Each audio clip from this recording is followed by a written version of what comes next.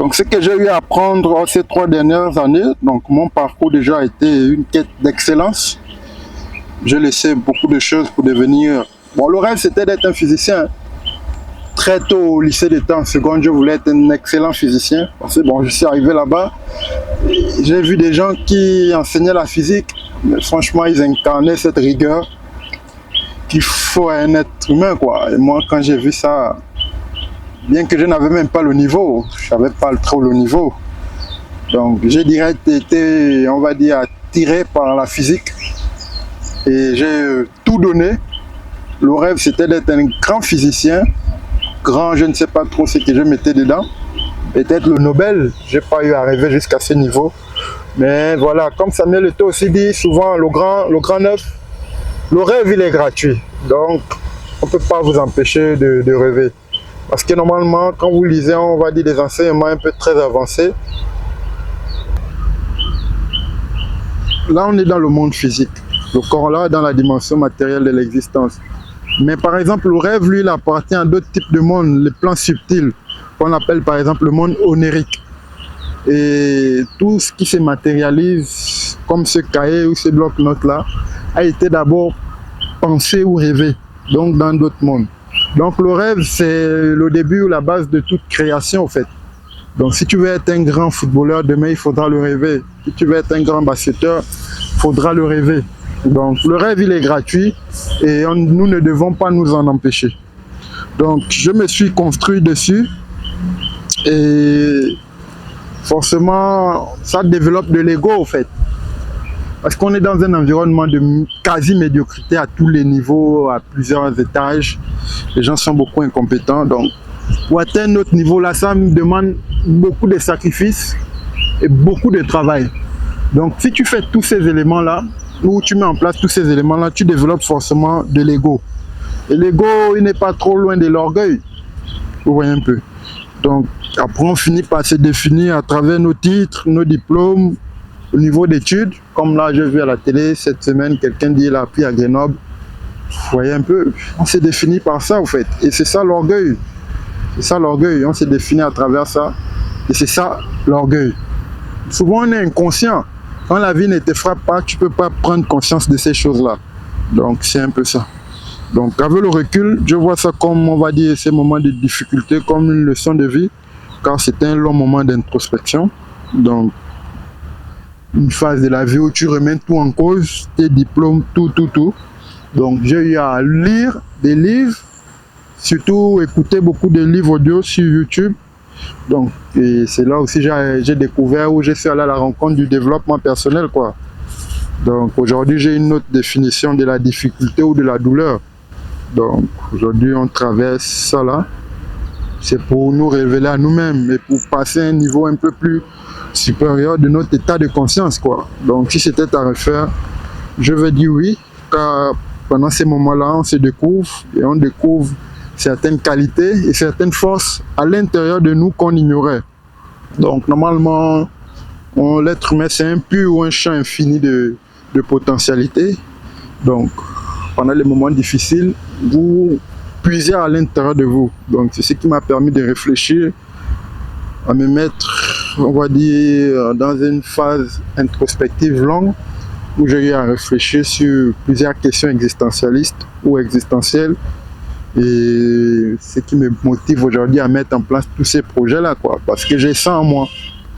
Donc, c'est un peu ça. Donc, on va se concentrer dessus de manière vague. Je ne sais pas encore bien comment on va le spécifier, mais ce sera comme une sorte d'institut dédié à l'excellence sur le plan académique.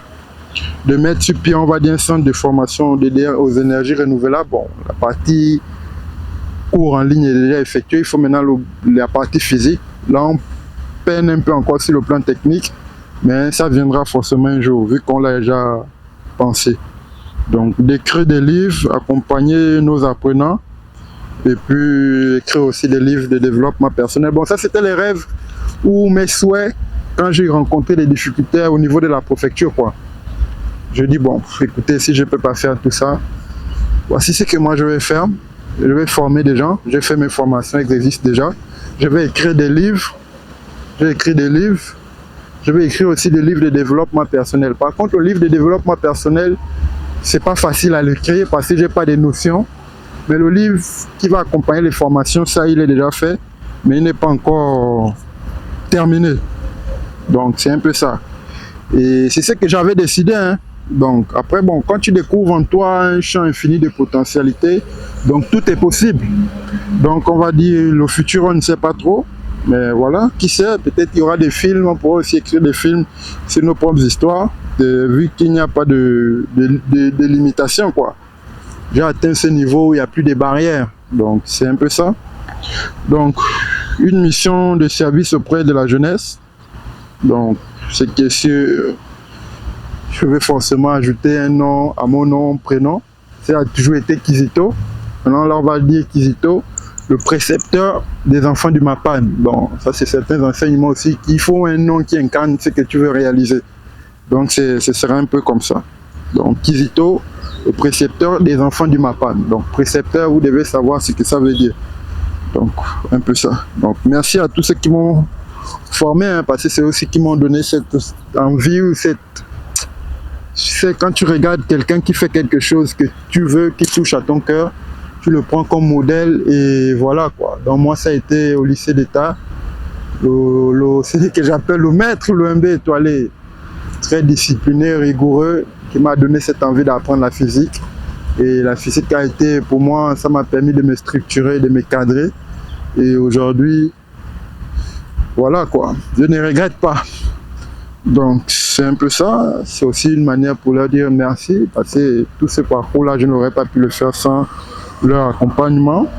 Ils sont nombreux, mais celui qui m'a donné envie de faire la physique, c'est celui que j'appelle affectueusement le maître Louembe étoilé. Professeur de physique au lycée d'État de l'Estuaire, je pense qu'il doit être déjà inspecteur. Donc, en tout cas, dans ce domaine-là, j'ai aussi atteint un niveau très élevé. Moi aussi, je suis maître aujourd'hui, je peux déjà transmettre. Donc, c'est ça. Donc, voilà. C'est vrai que dans ce domaine,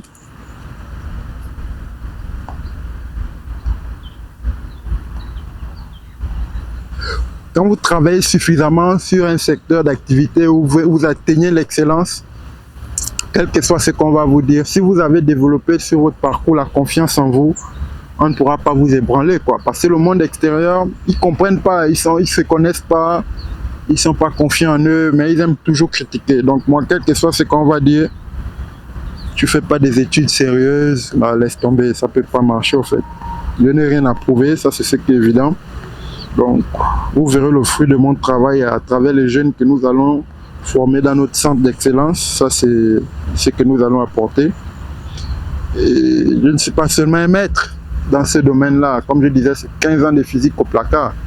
La physique de la matière, c'est pour les grands. Et moi aussi, je suis un homme libre, comme je le dis toujours. Donc, c'est toujours triste de vouloir ou de devoir être à rappeler aux gens qu'on est ci, on est ça pour nécessiter ou mériter le respect. Aujourd'hui,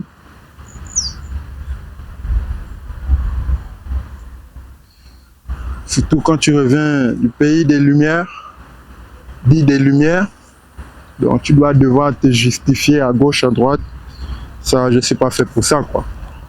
Donc, je n'ai pas à me justifier que je suis ci, je suis ça, respectez-moi, parce que j'ai le master. Non, non, non, c'est pas. On doit respecter l'être humain pour ce qu'il est. Et c'est ce que je veux qu'il reste, quoi. Donc, merci pour votre aimable attention. Le projet, il est lancé. Là, on rentre dans une phase de communication active. Ce sera tous les jours. Jusqu'au jour où mes associés ou mes partenaires vont venir. On va s'asseoir et on verra ce qu'on va décider, quoi. Donc, les parents sont déjà appelés seront mobilisés, seront appelés à contribution pour leurs enfants. Donc, nous allons nous mettre à leur service et leur donner le meilleur de nous-mêmes. Et le résultat, vous-même, vous allez le découvrir, quoi. Donc, on va arrêter de trop parler. Merci.